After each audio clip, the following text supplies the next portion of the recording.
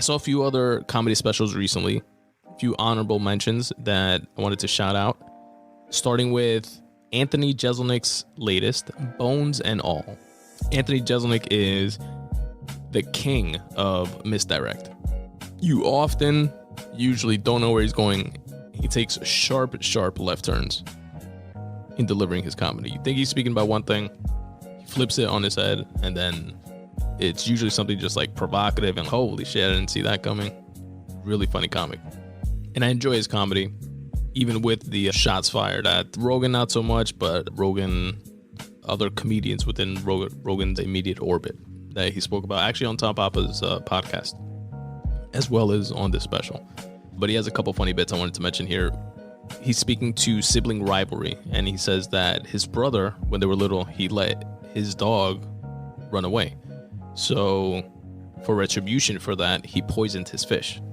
And he said that he won in the end because he got his dog back, but his brother died from the salmon. He said a friend of his started talking about premature ejaculation and erectile dysfunction and things like that. And he advised his friend to start talking about baseball. And his friend was like, "Don't you mean start thinking about baseball?" And he replied, "I don't give a shit what you think about. Just don't talk to me about premature ejaculation." Then the last one I'll share is, he said that he stopped listening to Kanye when Kanye went Christian, and that his manager used to keep him up on things that Kanye would say, and when he was in the news all the time. And his manager told him that Kanye started wearing White Lives Matter t-shirts and saying anti-Semitic things. And Anthony Jeselnik's response was, "Oh, so he went super Christian."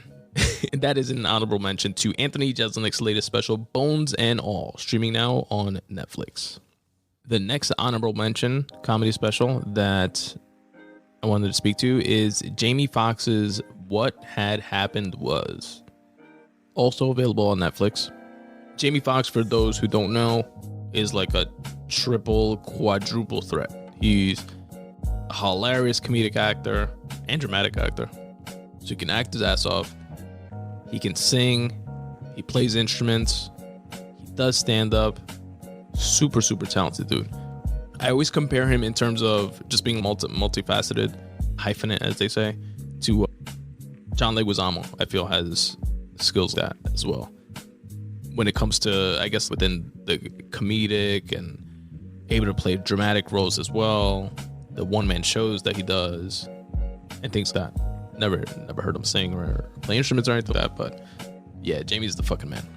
And he went through a big medical scare about a year or two ago, where people thought that he died, people thought that he was about to die, that he's going to die. And this was the first time that he was going to speak to it publicly, this special, so it was very much anticipated because of that. And also, it's Jamie Foxx. I feel nobody has ever had a bad thing to say about Jamie Foxx. One of those celebrities that everybody reveres and nobody has shit to talk about. And it was a super emotional special. He had one of his daughters bring him out. He had another of his daughters who plays the guitar and sings come on stage and do a song with him. He detailed what happened the day that he got sick, and it was super emotional. He was in Atlanta.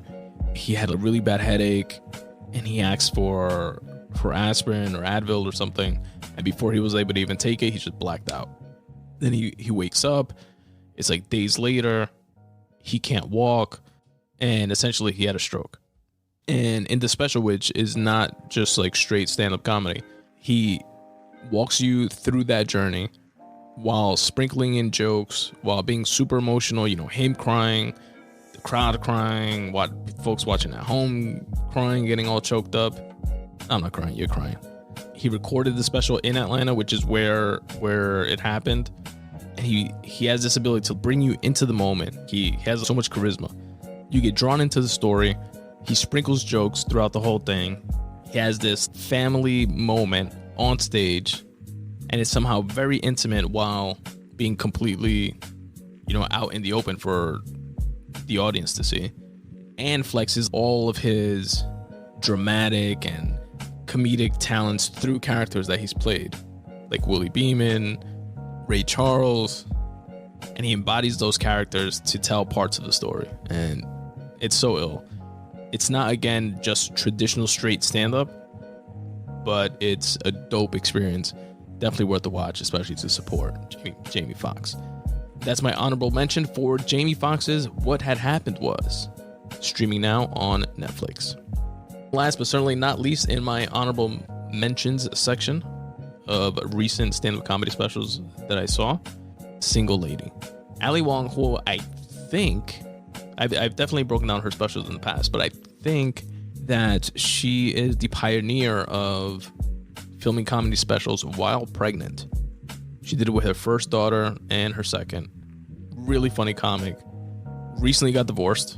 She was married and pregnant throughout her other specials.